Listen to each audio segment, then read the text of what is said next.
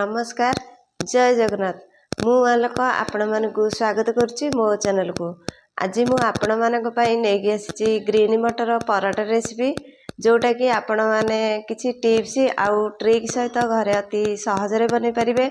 बहुत ही इजी आउ tasty recipe छोटरू बड़ जाए समस्त को बहुत भल लागिबो।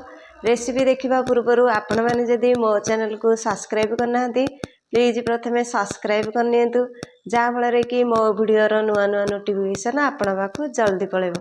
तो चलतु डेर न करी रेसिपी स्टार्ट करी। आज मु आपण मानक पई नेकी आसीची शीत दिनिया ग्रीन मटर क्रिस्पी कुरकुरा खास्ता परोटा रेसिपी।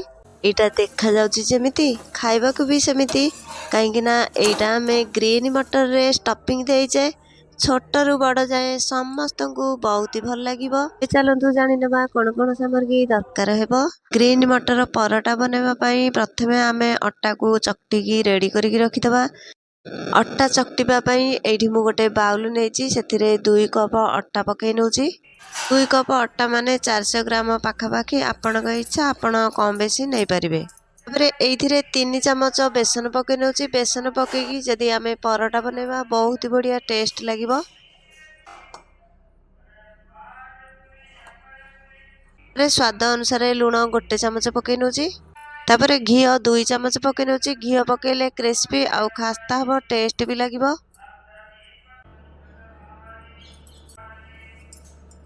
तापरे ए सब को भल भाबरे मिसै दबा घी सहित भल भाबरे ए सब को मिसै नबा जेमिति हाथ रे धरिले एमती मुठा टाइप रो हे जिवो।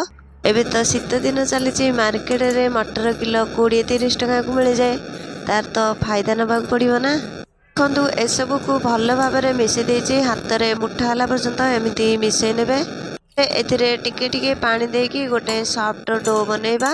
आपण तो मटर को तरकारी बनेकी भजा बनेकी किबा चाट बनेकी खाउतिबे किंतु मटर परोटा थरे बनेकी खांतु बहुत ही टेस्ट लागिबो। तापरे टिके टिके पानी देकी ए सब को गोटे सॉफ्ट डो बनैबा।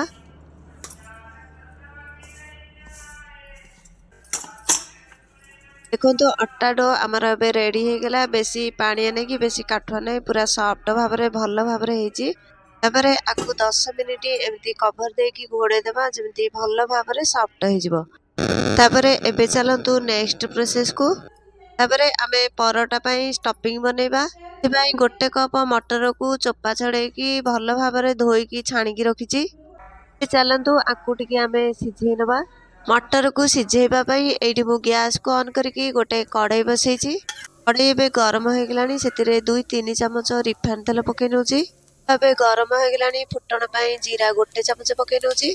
गोटा धनिया गोटे चमच पकै नउची। तापरे अदा आउ कंचा लंका को छेचिक रखिची ताको पकै नउची। आपण अदा आउ कंचा लंका को काटिकी छोट छोट करके भी पकै परिबे। एथिरे रसुण पकै परिबे। मु एथिरे रसुण पकैनी।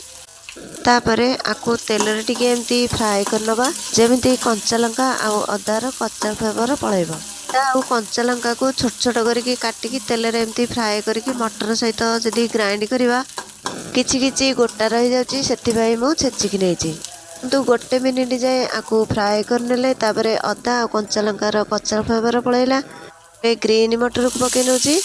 तापरे तेल रे गोटे मिनिट जाए एमती भाजी नबा जेमती मटर कच्चा फ्लेवर पळेबो। देखंतु तेल रे आकु भाजिला परे केते बढ़िया कलर आसी गलानी ग्रीन ग्रीन हरा हरा। गोटे मिनिट एबे हे गलानी मटर कच्चा फ्लेवर पळेलानी। देखंतु मटर कलर भी चेंज हो गलानी। तापरे एथिरे गोटे चमच लूण पकै नउची। तापरे मटर सहित लूण को भल भाबरे टिके एमती मिसै की भाजी नबा। देखंतु लूण सहित मटर को टिके एमती भाजी नेची। तापरे गोटे चुटकी हिंग पकै नउची। हिंग पकैले बहुत बढ़िया टेस्ट लागिबो। आपण तेल पकैला समय रे भी पकै परिबे। तापरे मटर सहित हिंग को टिके नेकी एमती भाजी नबा। तापरे गैस रो फ्लेम को लो करके आकु कवर देकी 3-4 मिनिट एमती घोड़े दबा जेमती मटर भल भाबरे सिझी जिवो।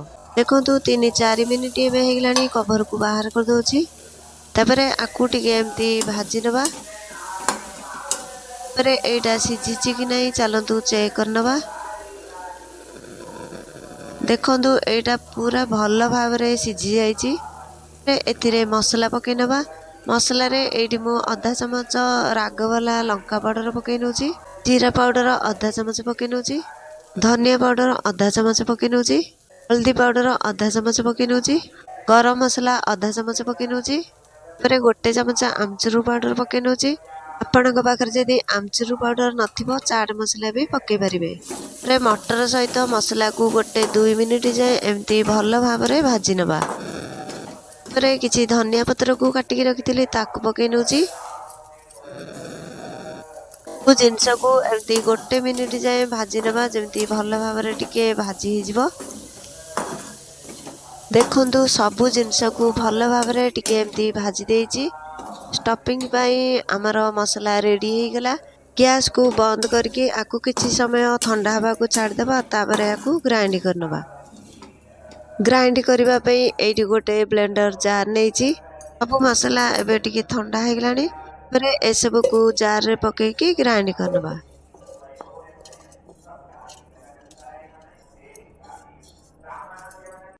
ଦେଖନ୍ତୁ ସବୁ ଜିନିଷକୁ ଏଇଥିରେ ପକେଇ ଦେଇଛି।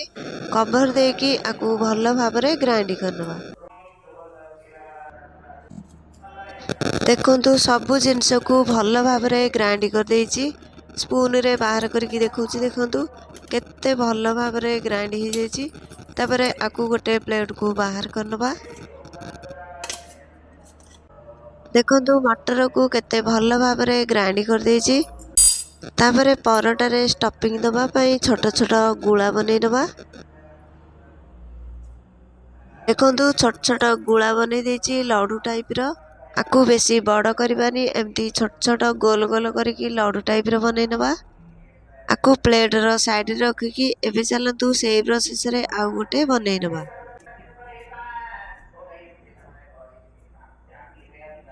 ଦେଖନ୍ତୁ ସେଇ ପ୍ରୋସେସରେ ଆଉ ଗୋଟେ ବନେଇ ଦେଇଛି। କେତେ ଭଲ ଭାବରେ ହେଇଛି, ବେଶୀ ବଡ଼ ନାହିଁ କି ବେଶୀ ଛୋଟ ନାହିଁ। ସେଇ ପ୍ରୋସେସରେ ସବୁ ମଟରକୁ ଏମିତି ଗୋଲ ଗୋଲ କରିକି ଲଡୁ ଟାଇପର ବନେଇ ନେବା। ଦେଖନ୍ତୁ ସବୁ ମଟରକୁ ଗୋଲ ଗୋଲ କରିକି ଏମିତି ଲଡୁ ଟାଇପର ବନେଇ ଦେଇଛି। କେତେ ଭଲ ଭାବରେ, ବଡ଼ ନାହିଁ କି ବେଶୀ ଛୋଟ ନାହିଁ, ପୁରା ଗୋଟେ ସାଇଜରେ ସବୁକୁ ବନେଇ ଦେଇଛି। ଅଟା ପାଇଁ ଷ୍ଟଫିଂ ଆମର ରେଡି ହେଇଗଲା। ଏବେ ଚାଲନ୍ତୁ ଅଟା ସଫ୍ଟ ହେଇଛି କି ନାହିଁ ଚେକ୍ କରିନେବା।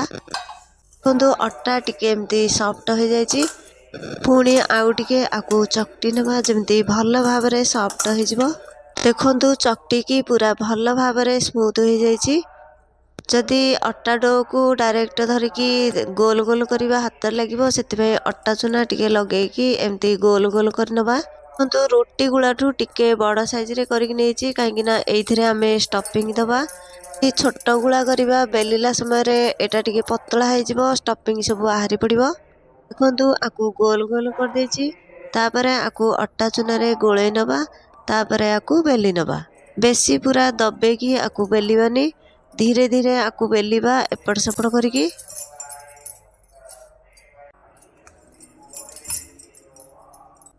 ଦେଖନ୍ତୁ ଏତିକି ସାଇଜରେ ଆକୁ ବେଲିକି ଏଥିରେ ଷ୍ଟଫିଂ ଦେବା।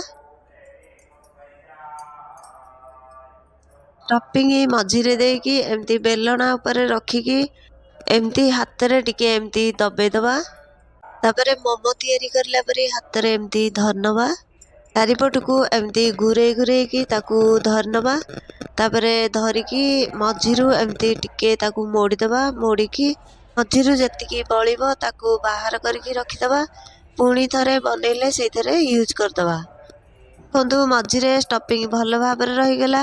ତାପରେ ଏଥିରେ ଟିକେ ଅଟା ଚୁନା ପକେଇକି ତାକୁ ଏପଟ ସେପଟ କରିକି ଭଲ ଭାବରେ ଲଗେଇଦେବା। ତାପରେ ଧୀରେ ଧୀରେ ଆକୁ ବେଲି ନେବା। ବେଶୀ ଜୋର କରିକି ବେଲିବାନି, ବେଶୀ ଜୋର କରିକି ବେଲିଲେ ଷ୍ଟଫିଂ ସବୁ ବାହାରି ପଡ଼ିବ।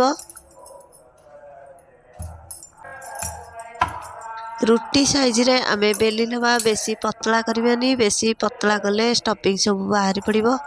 ଦେଖନ୍ତୁ କେତେ ଭଲ ଭାବରେ ବେଲି ହେଇଯାଇଛି, ଭିତରେ ପୁରା ଷ୍ଟଫିଂ ଭରିକି ରହିଛି। ଦେଖନ୍ତୁ ଷ୍ଟଫିଂ କିଛି ବି ବାହାରିନି, କେତେ ଭଲ ଭାବରେ ବେଲି ହେଇଯାଇଛି। ତାପରେ ଆକୁ ଗୋଟେ ଥାଳିରେ ରଖିନେବା। ଦେଖନ୍ତୁ ଆକୁ ଥାଳିରେ ରଖିଦେଇଛି। ଏବେ ଆକୁ ସାଇଡରେ ରଖିକି ପୁଣି ସେଇ ପ୍ରୋସେସରେ ଆଉ ଗୋଟେ ବନେଇ ନେବା। ତାପରେ ରୁଟି ଗୁଳାଠୁ ଟିକେ ବଡ଼ ସାଇଜରେ ଏମିତି ଗୋଲ ଗୋଲ କରିଦେବା। ଅଟା ଚୁନା ଟିକେ ଏମିତି ଭଲ ଭାବରେ ଦି ପଟକୁ ଲଗେଇଦବା, ନହେଲେ ବେଲିଲା ସମୟରେ ଲାଗିଯିବ। ଧୀରେ ଧୀରେ ଆକୁ ବେଲି ନେବା, ବେଶୀ ବଡ଼ କରିବାନି। ଆଗରୁ ଯେମିତି ବେଲିଥିଲେ ସେଇ ହିସାବରେ ବେଲି ନେବା। ଦେଖନ୍ତୁ ଆଗରୁ ଯେମିତି ବେଲିଥିଲେ ସେଇ ହିସାବରେ ବେଲି ନେଇଛି। ତାପରେ ଷ୍ଟଫିଂକୁ ଆର ମଝିରେ ଦେଇଦେବା, ମଝିରେ ଦେଇକି ଏମିତି ଟିକେ ଦବେଇ ଦେବା। ଆକୁ ହାତରେ ଧରିକି ମୋମୋ ଯେମିତି ବନଉଛେ ଚାରିପଟକୁ ଏମିତି ତାକୁ ଧରିକି ମଝିରୁ ଏମିତି ତାକୁ ଟିକେ ମୋଡ଼ିଦେବା। ମୋଡ଼ିକି ଯେତିକି ବଳିବ ତାକୁ ବାହାର କରିଦେବା। ପୁଣି ଥରେ ବନେଇଲେ ସେଇଥିରେ ୟୁଜ୍ କରିଦେବା। ଦେଖନ୍ତୁ ମୋମୋ ଟାଇପ୍ର ବନେଇ ଦେଇଛି। ତାପରେ ଅଟା ଚୁନା ଟିକେ ବେଲଣାରେ ପକେଇଦେବା, ଏପଟ ସେପଟ କରିକି ଲଗେଇଦେବା। ଲଗେଇକି ଆକୁ ବେଲି ନେବା। କିଛି ପ୍ରେସର ଦେଇକି ବେଲିବାନି, ଧୀରେ ଧୀରେ ହାଲକା ଭାବରେ ଆକୁ ବେଲି ନେବା, ନହେଲେ ଷ୍ଟଫିଂ ସବୁ ବାହାରି ପଡ଼ିବ। ଦେଖନ୍ତୁ ପୁଣି ଥରେ ଆଉ ଗୋଟେ ବେଲି ନେଇଛି, କେତେ ଭଲ ଭାବରେ ବିଲକୁଲ ଷ୍ଟଫିଂ ବାହାରିନି। ଥାଳିରେ ରଖିକି ଏବେ ଚାଲନ୍ତୁ ସବୁଗୁଡ଼ିକ ଏଇ ପ୍ରୋସେସରେ ବନେଇ ନେବା। ଦେଖନ୍ତୁ ସବୁଗୁଡ଼ିକୁ ଏଇ ପ୍ରୋସେସରେ ବନେଇ ଦେଇଛି। ଷ୍ଟଫିଂ ବିଲକୁଲ ବାହାରିନି, କେତେ ଭଲ ଭାବରେ ଷ୍ଟଫିଂ ପୁରା ଭରିକି ରହିଛି। ଏବେ ଚାଲନ୍ତୁ ଆକୁ ଆମେ ସେକି ନେବା। ଗ୍ୟାସକୁ ଅନ୍ କରିକି ଗୋଟେ ପ୍ୟାନ୍ ବସେଇଛି। ପ୍ୟାନ୍ ଗରମ ହେଇଗଲାଣି। ଘିଅ ନ ପକେଇକି ରୁଟି ପକେଇକି ପ୍ରଥମେ ଏପଟ ସେପଟ କରିକି ସେକି ନେବା। ଏପଟ ସେପଟ କରିକି ସେକି ଦେଲେ ଷ୍ଟଫିଂ ଯେଉଁ ଭରିଥିଲେ ସେଇଟା ଆଉ ବାହାରିବନି। କିନ୍ତୁ ରୁଟିକୁ ପୁରା ଭଲ ଭାବରେ ସେକି ଦେଇଛି ଏପଟ ସେପଟ କରିକି। ତାପରେ ଏଥିରେ ଟିକେ ଘିଅ ଲଗେଇକି ପୁଣି ସେକି ନେବା। ଗ୍ୟାସର ଫ୍ଲେମ୍କୁ ମିଡ଼ିୟମରେ ରଖିକି ରୁଟିକୁ ଆମେ ସେକି ନେବା। ମୁଁ ଘିଅ ଲଗେଇକି ରୁଟିକୁ ସେକି ନେଉଛି। ଆପଣଙ୍କ ପାଖରେ ଯଦି ଘିଅ ନଥିବ ତେଲରେ ସେକିଲେ ବି ଚଳିବ, କିନ୍ତୁ ରୁଟିକୁ ଘିଅରେ ସେକିଲେ ଅଧିକ ଟିକେ ଟେଷ୍ଟ ଲାଗିବ। ଦେଖନ୍ତୁ ଏପଟ ସେପଟ କରିକି ଘିଅ ରୁଟିରେ ପୁରା ଭଲ ଭାବରେ ଲଗେଇ ଦେଇଛି। ଭଲ ଭାବରେ ସେକି ହେଇଗଲାଣି। ତାପରେ ଆକୁ ଗୋଟେ ପ୍ଲେଟକୁ ବାହାର କରିନେବା। ପୁଣି ସେଇ ପ୍ରୋସେସରେ ଆଉ ଗୋଟେ ରୁଟିକୁ ସେକି ନେଉଛି। ଗ୍ୟାସର ଫ୍ଲେମ୍କୁ ମିଡ଼ିୟମରେ ରଖିକି ରୁଟିକୁ ସେକି ନେବା। ମଝିରେ ମଝିରେ ଆକୁ ପଲଟେଇକି ଏପଟ ସେପଟ କରୁଥିବା। ପିଠା ପାତିଆରେ ଏମିତି ଦବେଇ ଦବେଇକି ଆକୁ ସେକି ନେବା। ଏମିତି ଦବେଇ ଦବେଇକି ସେକିଲେ ଏଇଟା ଟିକେ ଫୁଲିବ। ଦେଖନ୍ତୁ ଏଇଟା ବି ଭଲ ଭାବରେ ସେକି ହେଇଗଲାଣି ଦୁଇ ସାଇଡ୍ ଯାକ। ତାପରେ ଏମିତି ଘିଅ ଲଗେଇକି ଦୁଇ ସାଇଡ୍ ଯାକ ଟିକେ ଟିକେ ଏମିତି ସେକି ନେବା। ଏଇଟା ବେଶୀ ଫୁଲୁନି, କାହିଁକିନା ଏଇଥିରେ ଆମେ ଗ୍ରୀନ୍ ମଟର ଷ୍ଟଫିଂ ଦେଇଥିଲେ। କିନ୍ତୁ ଏତେ ଟେଷ୍ଟ ଲାଗିବ ଯେ ଆପଣ ବାରମ୍ବାର ବନେଇକି ଖାଇବାକୁ ଇଚ୍ଛା ହେବ। ଆଉ ଗୋଟେ ସାଇଡ୍ରେ ଏମିତି ଘିଅ ଲଗେଇ ଦେଉଛି। ଘିଅ ଲଗେଇକି ପିଠା ପାତିଆରେ ଏମିତି ଚାରିପଟକୁ ଭଲ ଭାବରେ ଲଗେଇଦେବା। ଦେଖନ୍ତୁ ଦୁଇ ସାଇଡ୍ ଯାକ ଭଲ ଭାବରେ ଘିଅ ଲଗେଇ ଦେଇଛି। ଭଲ ଭାବରେ ଏବେ ସେକି ହେଇଗଲାଣି। ଆଉ ବେଶୀ ସମୟ ଆକୁ ସେକିବାନି, ଏଇଟା ପୋଡ଼ିଯିବ ବେଶୀ ସମୟ ସେକିଲେ। ତାପରେ ପ୍ଲେଟକୁ ବାହାର କରିକି ଆଉ ଯେତିକି ଅଛି ଏଇ ପ୍ରୋସେସରେ ସବୁ ପରଟାକୁ ଆମେ ବନେଇ ନେବା। ଦେଖନ୍ତୁ ସବୁ ପରଟା ଗୁଡ଼ିକ ବନେଇ ଦେଇଛି, କେତେ ବଢ଼ିଆ ଦେଖାଯାଉଛି।